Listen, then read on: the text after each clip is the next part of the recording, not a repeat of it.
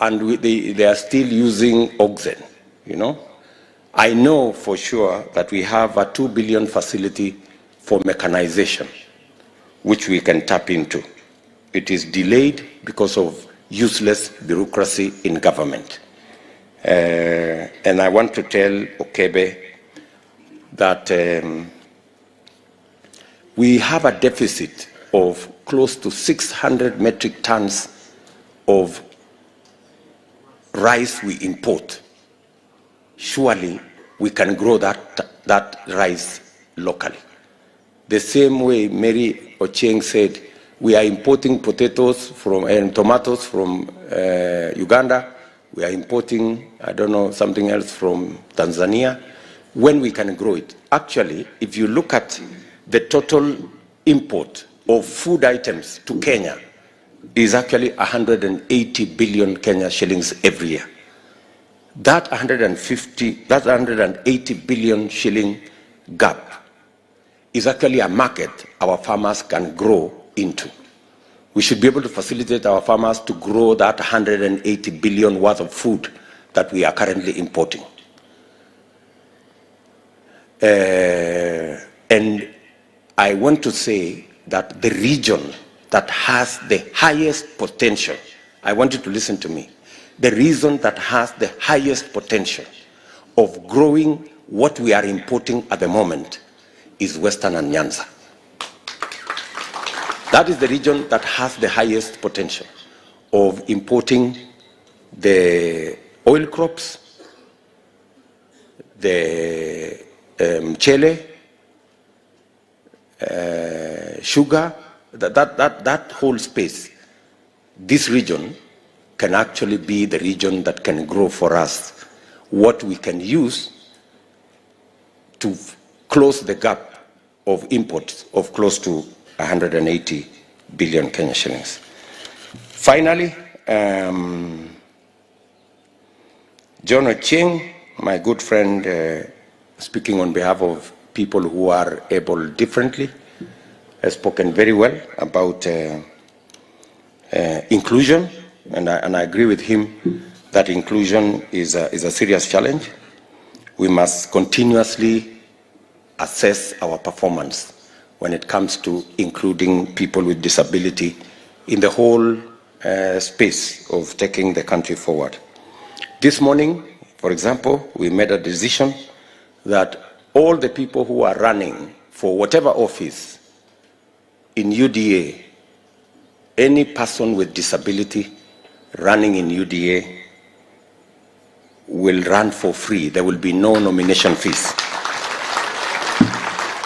I am sure we will be pushing the bounds. We will be pushing the boundaries to make sure that people with disability, they are included in the management of our country. We will continue to have that discussion, my good friend Ochieng. I know you have asked me to make a sponsorship of your engagement on behalf of people with disability in Tanzania. And I have told my office to organize so that we can sponsor you. I have been told it's going to cost around 150,000. I will ask Masera there to arrange 150,000 so that we give it to Mr. Ochieng. He can go and attend the conference and give us some feedback, right? So, I think I just thought I should respond to those issues before I finally make my final statement. And my final statement is as follows. I have told you that governance and politics and management of the country is too important to be left to politicians alone. Every patriotic citizen must step forward, to participate, because it is our country and whatever happens affects all of us. Are we together? I have three things that I want to speak to you about. I want to first speak to this bottom-up economic model. I know many people are, my competitors especially, they are struggling with this bottom-up thing because they are not used to us having an economic discussion. But we have forced them. The people of Kenya have forced the politicians to engage on matters economy. It is no longer enough to have a discussion about which position and which place and the usual theatrics of politics. Politicians today and my competitors today have been forced, each one of them, to have a discussion on the economy. And I am a very proud Kenyan that we are having a conversation about the economy of our nation. One of my competitors is talking about uchumi maradufu. That's very good. Another competitor of mine is talking about giving people some handouts. That's very good. Another competitor of mine is speaking about some other story. So long as we are discussing the economy, let us continue with the discussion. Tuendelee. Si namna hiyo? Tunaelewana? So, what is bottom up? I want you to listen to me very carefully because we are having a discussion of our lifetime. When we took over with President Uhuru Kenyatta in 2013, I want to give you a bit of background. We decided that we are going to build politics on a different platform, and we are going to have a new foundation. And the foundation was non-ethnic, non-regional. We must avoid hate, ethnicity, and division. Right? So in our first term, we decided that we are going to do the railway. We did 700 kilometers of the railway. We decided that we are going to do roads infrastructure. We have done so far 10,000 kilometers of tarmac, new tarmac in Kenya. We decided that we are going to roll out generation and distribution of electricity. I am very happy to say that today we have raised the number of households connected to electricity from 2 million to 8.5 million today. And particularly in Kisumu, the number of people connected to electricity in 2013 was 42,000. 42,000 people connected to electricity in 2013. Today, we have 242,000 people connected to electricity in Kisumu. Are we together? Yes. Hii Kisumu hii. 2013, watu walikuwa na stima walikuwa watu 42,000. Leo tumefikisha watu 242,000 connected to electricity. We have connected 200,000 more people to electricity in Kisumu than were collected in 50 years. Are we together?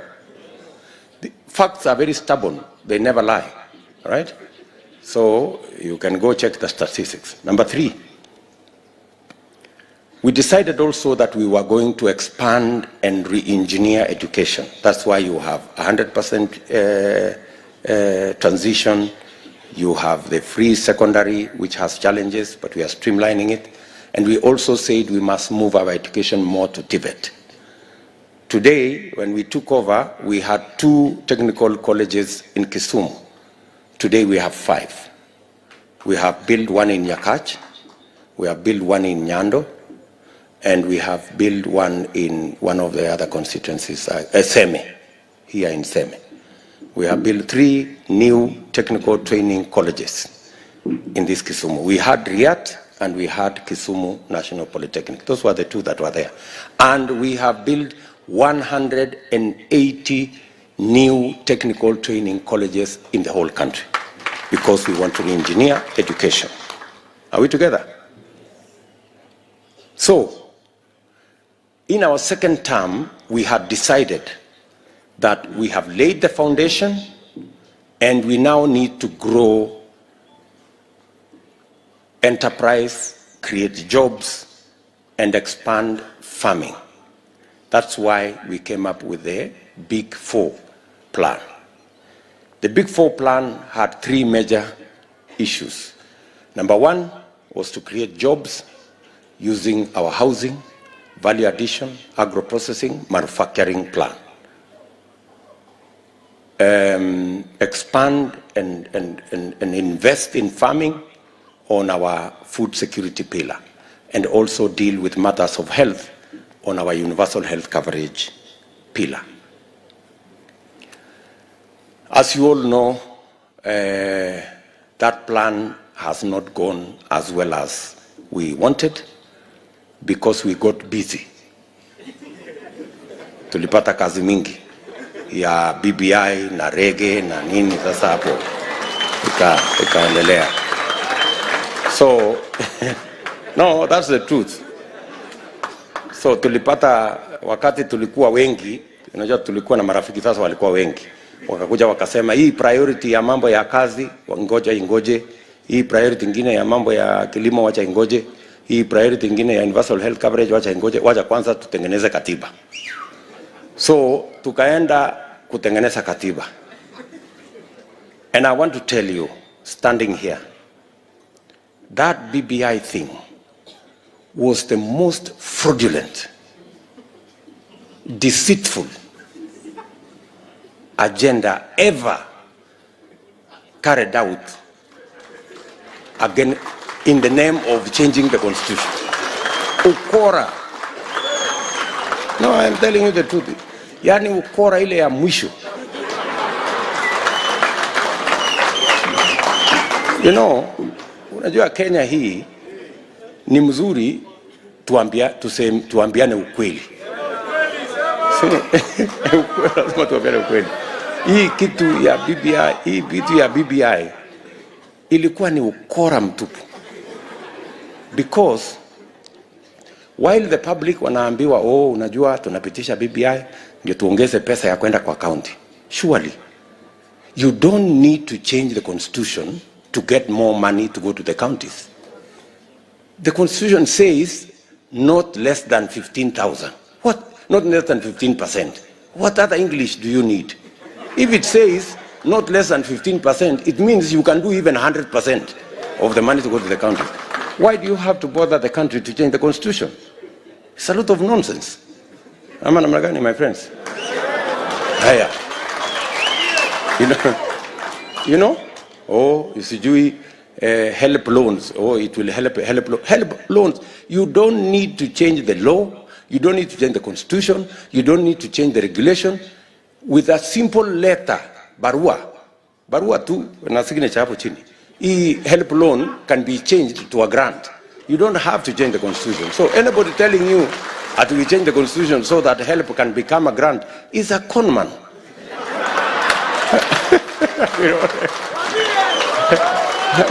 Ni ukora. It's good to be tuambiane ukweli. Hiyo ni utapeli. Mbona hatutaki kusema ukweli? The real issue with BBI, which nobody wants to tell the country, and even the people who are proposers of this BBI, they are ashamed of it. They wanted to change the constitution to install an imperial presidency. Listen to me. They wanted to install an imperial presidency. And then you ask yourself, so why did we fight Moi all the years? Why did we fight the old constitution that had an imperial president? Why? Because, let me ask you, if you say you want to give the president power to appoint members of parliament as ministers, right? You want to give the president power to appoint an ombudsman to go and supervise the judiciary. What have you said? You have said the president now has power over the executive, The president has power over the legislature because he can manipulate the legislature using the ministers, and he can appoint 50, 100 of them. And the president has power over the judiciary because he can use the ombudsman to manage the judiciary and whatever decisions they want to make. See, we have installed an imperial president. Did any Kenyan here say tuongeze powers ya president? Mnanielewa? So this is fraud. And none of these people are telling us. That's why when I tried to tell them in Bomas, wakanipigia makelele. Oh, sijui kama tunaelewana. Tuko pamoja? Yes. This is it. Why don't we want to tell each other the truth? Hii deceit ya siasa ya Kenya. For how long are we going to have this thing? Mbona tusiambiane ukweli? Tunaelewana? So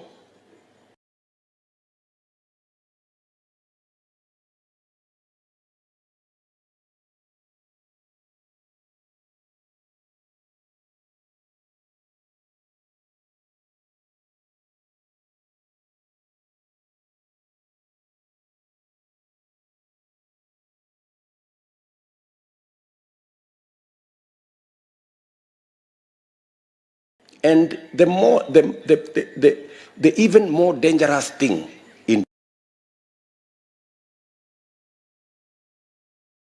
institution, the way they want. We cannot have a country like that. That is too dangerous for us as a nation. Sijui kama tunaelewana. Because ukisema kwa sababu kuna uwezo na pesa na influence, unapitisha kwa county assembly, unapitisha everywhere, lakini Mungu anapenda Kenya sana. I'm telling you. Because walipitisha everywhere, lakini iliishia kwa null and void.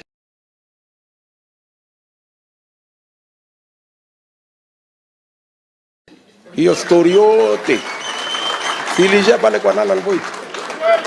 Walikuwa wanatuimbia hapa, oh, nobody can stop reggae. Oh, nobody can stop reggae. Reggae. Time. Where 4 years were wasted.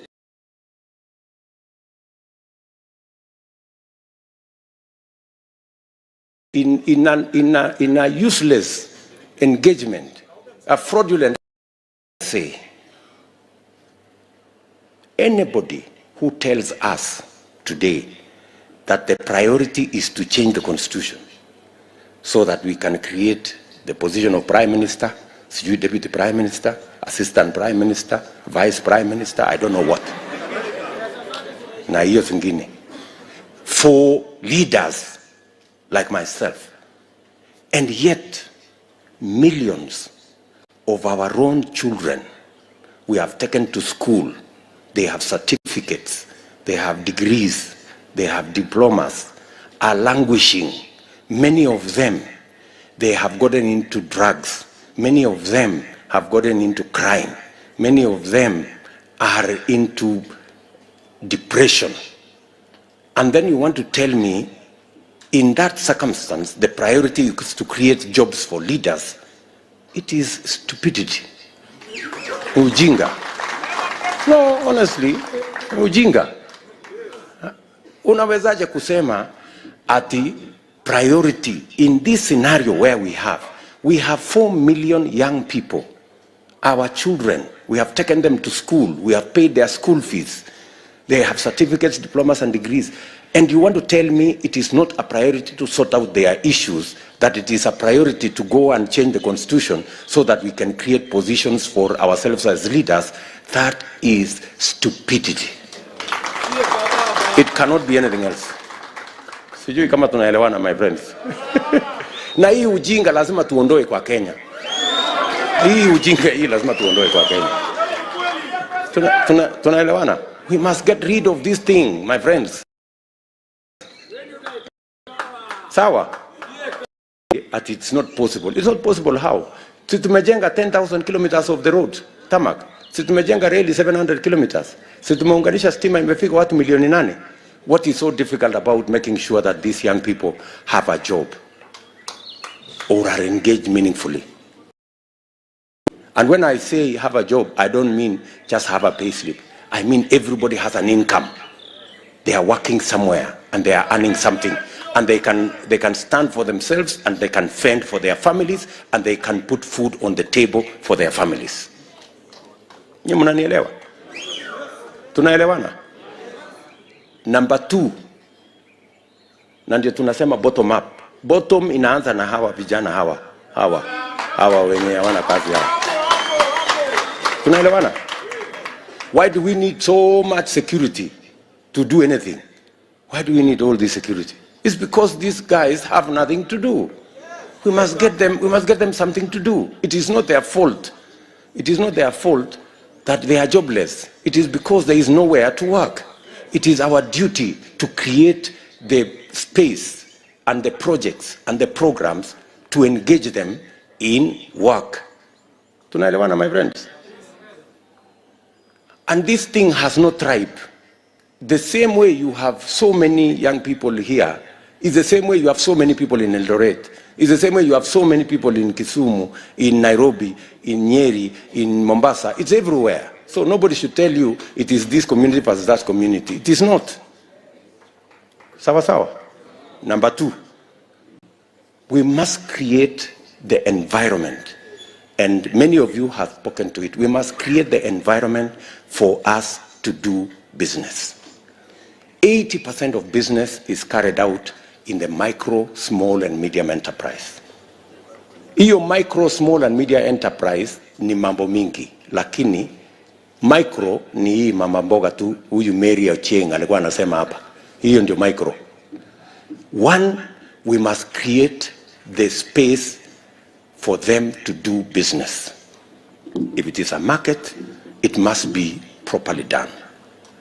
If it is so that we can create the environment, and we are talking about the environment in general.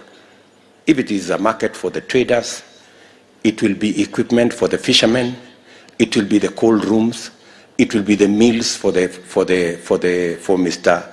Okebe and his team. Make sure that they have correct storage, make sure they have the correct milling, so that we create an environment for them to thrive. Number 2, we must have the law to protect everybody's business so that other people's businesses are not criminalized. And number 3, which is most important, we must create the financial ecosystem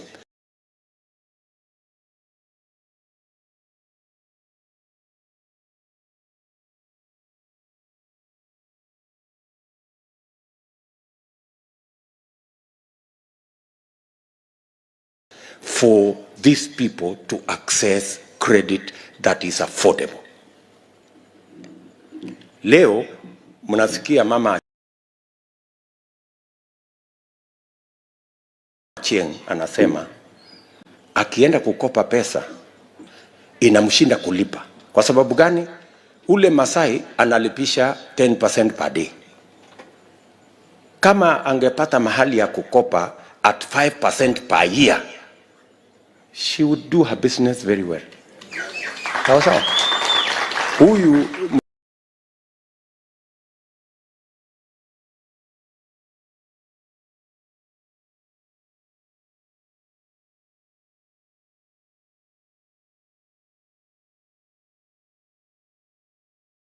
we have CDF.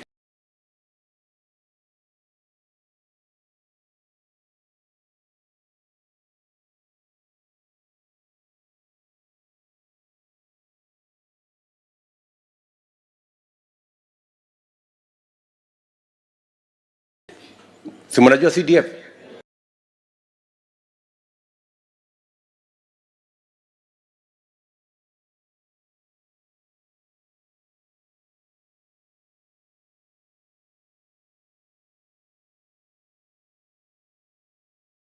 Ni mnanielewa?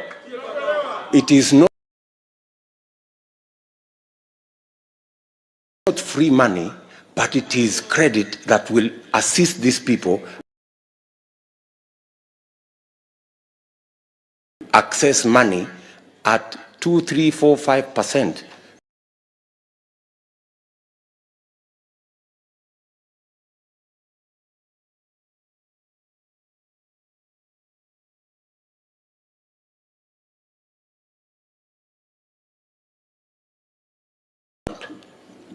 Nyinyi mnanielewa? So, and we need to make, mtu asiwadanganye.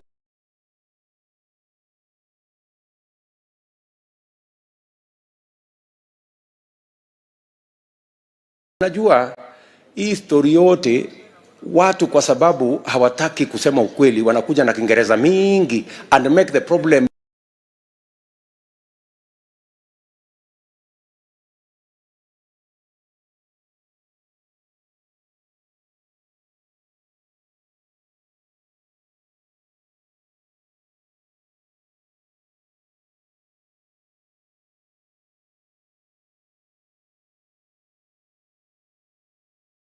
we must put money in seeds, we must put money in a dam. He says the dam is, the floods are destroying.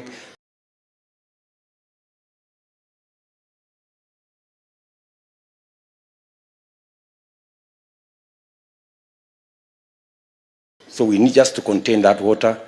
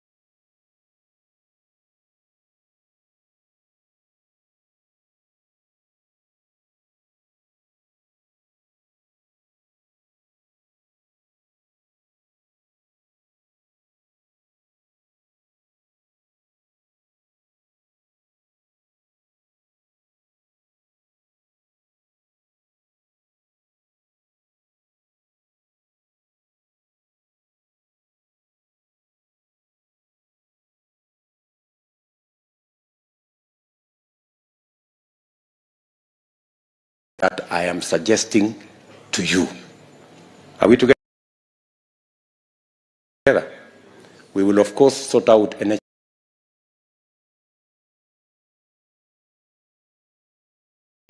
Yes, yeah. We must get rid of these predatory lenders because they are destroying our enterprises. Ni watu kupe, you know? Wananyonya damu ya watu. So we must get rid of them. So kasaidia hawa vijana. How? You know, hii Kenya, I don't know what you are going to do. Tuko na shida kubwa sana. Kwa sababu wale wangekuwa ndio viongozi wanakuwa conmen. You know, wanasema things that are not there, that are unrealistic, and everybody is following. Sijui kama tunaelewana. Mimi naomba nyinyi. That's why I have come here. I have come and I have said why I am having this engagement in an environment like this is, as reasonable people, I want us to agree on a plan. And on this plan, I have said we must have the input of the ordinary people so that this plan is owned from the bottom going up. And that's why we are having this engagement. Are we together? Hakuna mtu tumetukana hapa, hakuna mtu tumezungumza mambo yake. Tumeongea vile tunaweza kupeleka taifa letu mbele as reasonable Kenyans. Are we together? The input you have given here, the input mumechangia katika hiyo plan. And I know we are running short of time. The input you have put in that plan, I have these professionals here. They will put it into our plan. And I am prepared to sign a charter with the people of Kisumu on the priorities you want. So that next year, as you go to vote, you are voting knowing very well what your government will do beginning day one.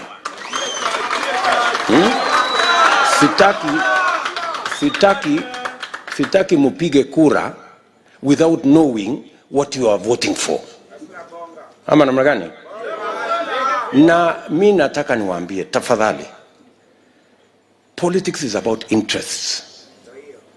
It is not about your relative, your friend, or the person you love. It's about interest. Are we together? You vote for your interests. And that's why I am saying, tuwache siasa hii ya kelele mingi. Mtu anakuja ria namna hii, alafu unapiga kura, mwisho nothing doing. Hapana. No. That ria thing, sijui tibi must stop. You know? Hapana. Haiwezi kuwa namna hiyo. People must know hii tunapiga kura ni nini. Sijui kama tunaelewana watu wa Kisumu dala. Si tunapiga kura so that we vote intelligently. We know what we are voting for. We have a plan, and all the other candidates should come and tell you their plan. Mtu asikuje tu na kelele ama namna gani? Tumeelewana? Bas. Yes, iko swali. Swalisha. Kuna mtu hapo wako na swali.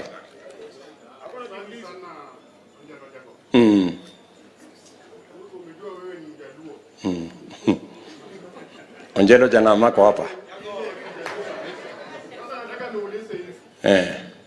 Umekubali kufuata wewe baba.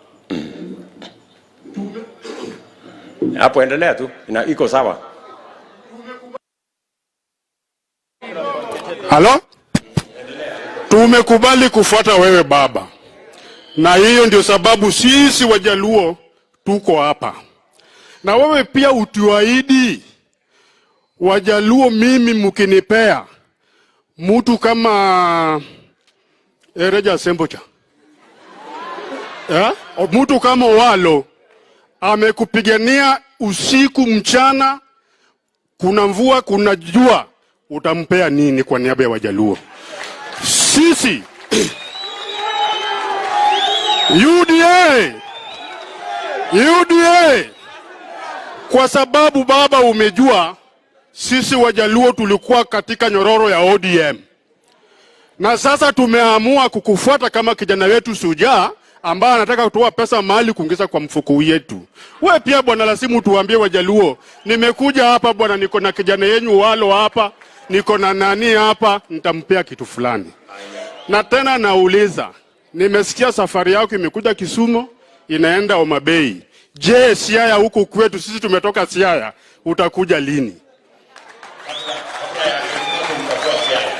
Sasa sisi tuko hapa vijana na mzee komanda kutoka Siaya.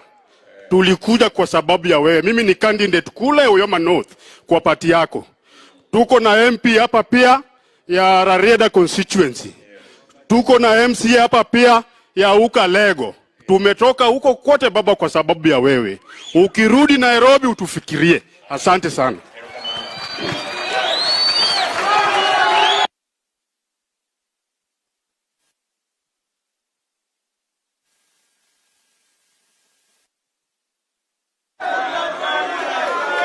Hii serikali, my good brother, your question is very good. Hii serikali tunaunda ni serikali ya Wakenya wote. Na we will sit down and agree and form an inclusive government. The most important thing is the plan we have.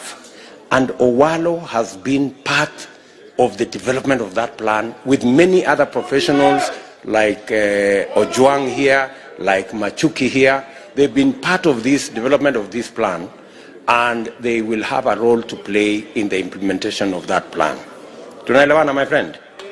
Lakini ya muhimu, ya muhimu ni kwamba inatubidi tuungane na tushirikiane. Sawa sawa? Kwa hivyo nikisema Harambee tunasema UDA ama? Harambee. Bado haijasikika. Harambee. Unajua wale watu tunashindana na wao wako na kiburi mingi, hawasikii sauti ya chini. Harambee. Sasa wamesikia. Harambee. Harambee. Harambee. Nikisema UDA tunasema kazi ni kazi. UDA. UDA. UDA. Erokamano. Asante sana. na mimi nawapenda sana. Just relax. Mimi nataka niseme asante. Kesho tutakuwa hapa Kisumu Dala. Wale niko hapa na wabunge. Niko na mbunge anaitwa Oscar Sudi, pigeni makofi. Niko na mbunge anaitwa Maisori Kitayama. Niko na mbunge anaitwa Mheshimiwa Robi wa kutoka Kuria. Niko na huyu anaitwa Oyugi, ni mbunge nusu, hajafika bunge lakini anahangaika hapa katikati. Na hawa wadosi wengine wote, we are members of one team. Na wale mahasla wengine wako hapo, watu wadosi, nimeshukuru sana. So mimi nataka niseme asanteni sana kwa kunisikiza, na watakia heri, na watakia baraka, na tuko pamoja katika mji huu wa Kisumu. Thank you very much. God bless you guys. Asante.